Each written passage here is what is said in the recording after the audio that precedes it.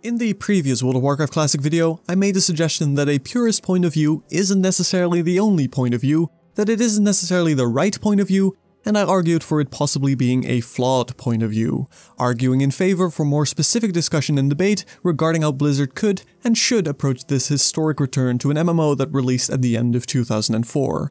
And frankly, I'm surprised by how controversial the idea of discourse regarding this ended up being.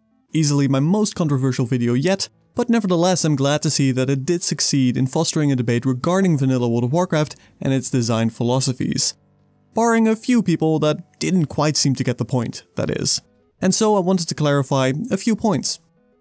One common statement that was brought forward time and time again when discussing what exactly was vanilla World of Warcraft and how I argued that recreating that entire pure memory is unlikely was simply patch 1.12.1.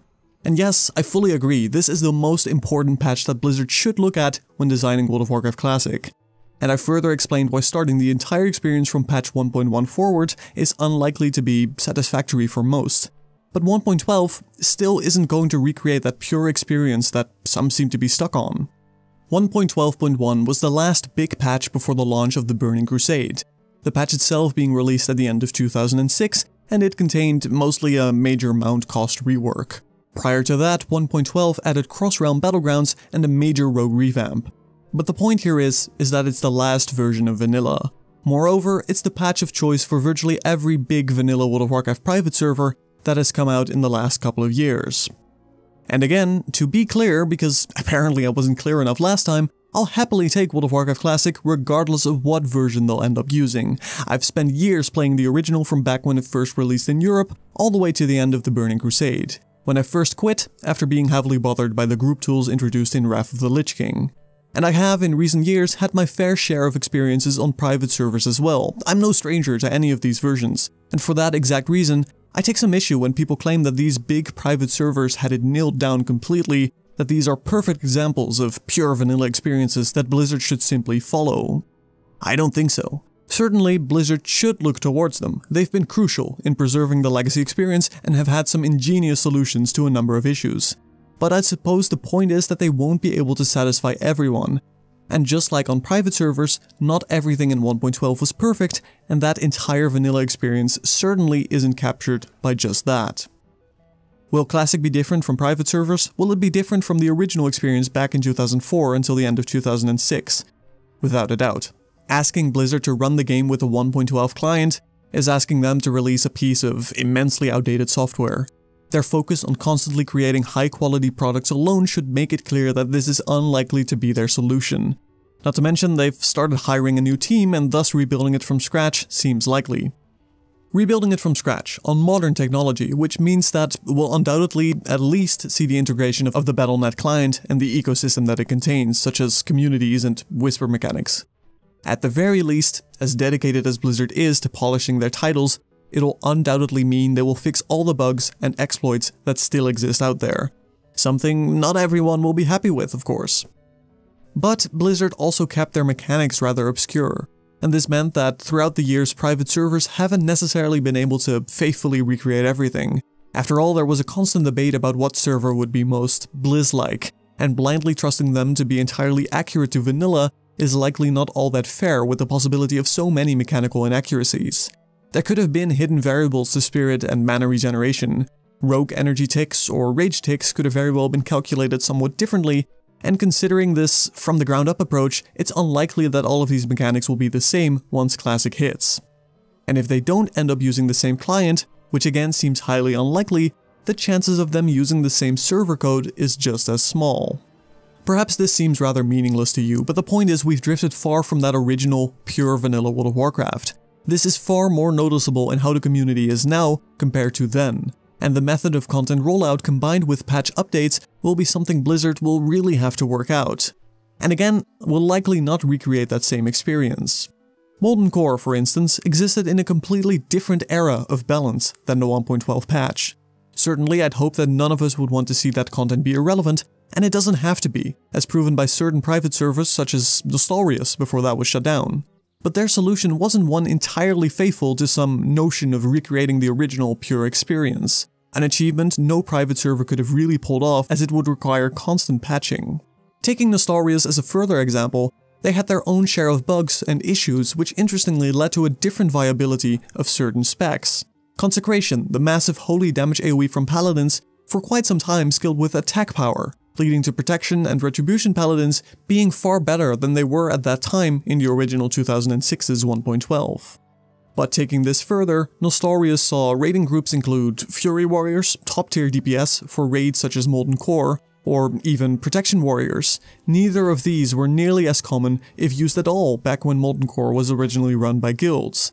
At that time, the balance of the game was drastically different, and Arms Warriors were the go-to for everything, thanks to their insane mortal strikes that took advantage of specific interactions between attack power and instant attacks.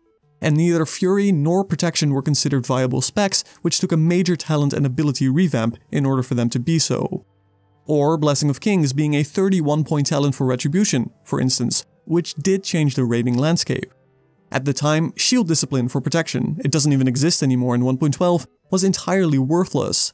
Mages needed to spec Arcane to unlock Evocation, Paladins of course didn't have Hammer of Wrath. Yet Molten Core was being done. Yet, for some reason, when people talk about preserving the pure memory of vanilla, this issue rarely comes up. Because, by that measurement, Nostalrius wasn't vanilla either.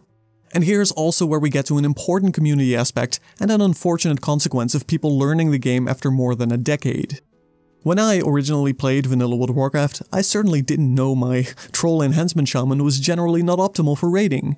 People didn't know, or not as universally at least, about which class and race combinations were superior. Only after Blackwing Lair was done more frequently by guilds did we see why Dwarf Priests were considered so strong compared to their Night Elven and human counterparts. Especially the Night Elven counterparts, because Star Shards, really?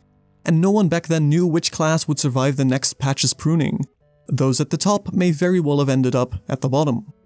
The game was in a constant flux of changes, with people shouting for nerfs and buffs left and right, meaning that those who played the dominant classes lived in constant fear of nerfs, and those with generally underpowered, and I say this carefully, as most at least had some use in some specific purpose.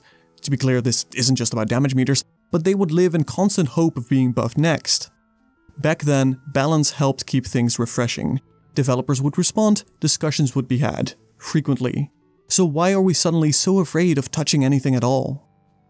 Itemization is then an interesting challenge for Blizzard to overcome. They can start with all the talent and class revamps from 1.12, which in general makes classes stronger than they were at launch, making the earlier raid content a little bit easier, especially now that people have absolutely nailed those tactics down. But what about the major changes that went on starting from patch 1.9 or so throughout the end of vanilla regarding itemization changes, and essentially catch-up mechanics as a result of having added Zul'Gurub? To get back to Nostalrius, they used the concept of progressive rollouts, meaning that every raiding tier was gated for a number of months and they would change their database to update items in correspondence with those content rollouts. If that doesn't happen, people could essentially rush right to AQ and skip over Molten Core because of the much later additions of tier 0.5, or the much stronger PvP items, or simply items that were upgraded somewhere down the line, such as virtually everything in Skullomance. Again, there is a real issue here of trying to preserve that vanilla memory that conflicts with this idea of never touching anything again and simply releasing 1.12. And simply moving back to older talents isn't a great fix at all either, as many of them were simply incredibly bad before their revamps, such as the Fury and Protection Warrior specs being worthless. The point is, the discussions aren't pointless. World of Warcraft Classic will likely not be 100% vanilla World of Warcraft. It's a nearly impossible feat. And again, I'd really just like to see those damned Dishonored kills be removed while we're at it. I hope that clears up my points in the previous video a little bit more. Once more, I'm glad to see that, at the very least, discussions do seem to be happening, despite how some people seem to be against the very notion of it. Thank you for watching. My name is Ben Haas. If you wish to support the channel and buy yourself a few games, you can do so through the chrono.gg/haasgaming and bit.ly/haasgaming affiliate links with chrono.gg and GOG respectively. Or you can always pledge on patreon.com/haasgaming. Thank you for your time, and I'll see you in the next video.